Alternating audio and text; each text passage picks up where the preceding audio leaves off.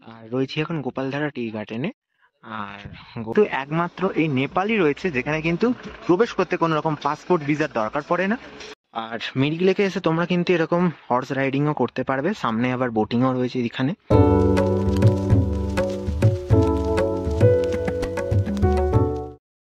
সকলকে স্বাগত জানাই আরও একটি নতুন পর্বের ভিডিওতে।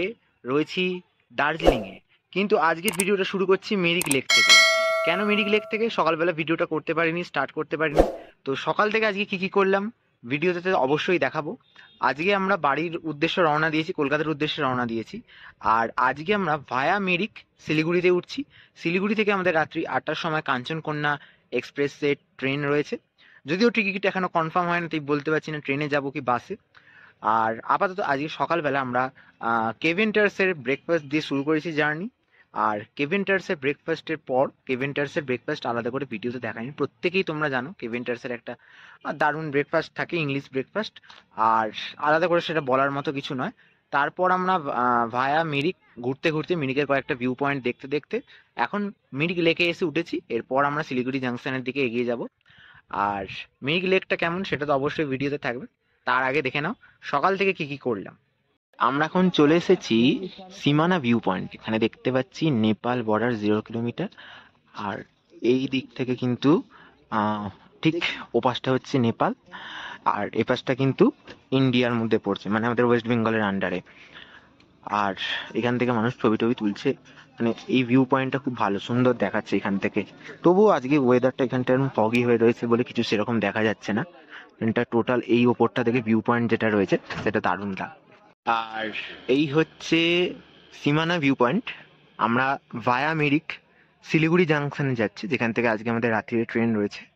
আর ওপাশটা হচ্ছে নেপাল। ফগি হয়ে রয়েছে, অতটা ভালো স্পষ্ট ক্যামেরা হয়তো আসছে না। আর এপাশটা ওয়েস্ট বেঙ্গল ইন্ডিয়ার আন্ডারে। আর ওপাশে ওই ছোট্ট ছোট্ট নেপালের কিছু বাড়ি ঘরদর দেখা যাচ্ছে। কিন্তু এই হচ্ছে সীমানা ভিউ পয়েন্ট।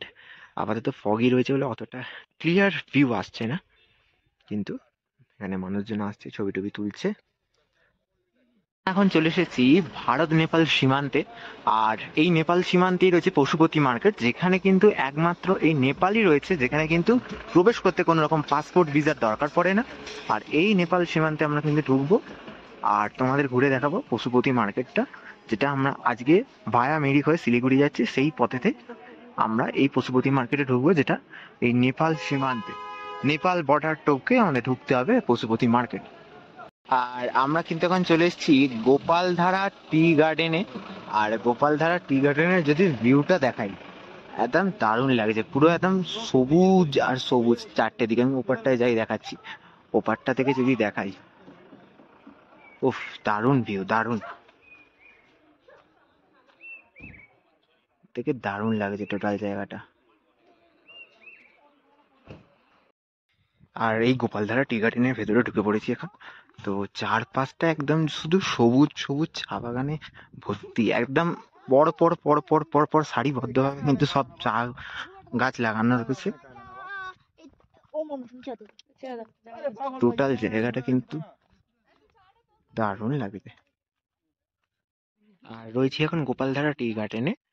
আর গোপালধারা টি গার্ডেনে এখন চা গাছেতে নতুন নতুন পাতা আসার জন্য 2 সপ্তাহের জন্য এন্ট্রি রেস্ট্রিকশন রয়েছে। তো এই টাইমটাতে এখন এন্ট্রি দিচ্ছে না ভেতরটাতে। আর এখন চলে এসেছি মিরিক লেকেতে। মিরিকের মাধ্যমে আমরা কিন্তু শিলিগুড়িতে ফিরছি, আর এখন কিন্তু মিরিক লেকেতে এন্ট্রি করে গেছি।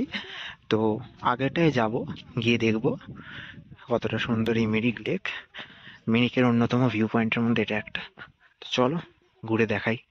আর মিরিক লেকে এসে তোমরা কিন্তু এরকম হর্স রাইডিংও করতে পারবে, সামনে আবার বোটিংও রয়েছে এখানে। হর্স রাইডিং, বোটিং সমস্ত কিছুই কিন্তু এই মিরিক লেকে অ্যাভেলেবেল।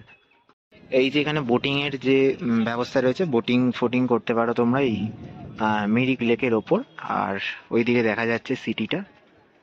এই হচ্ছে টোটাল মিরিক লেক। মিরিক লেকের উপর একটা ব্রিজ আছে, সেখান থেকে ভিউটা শেয়ার করছি।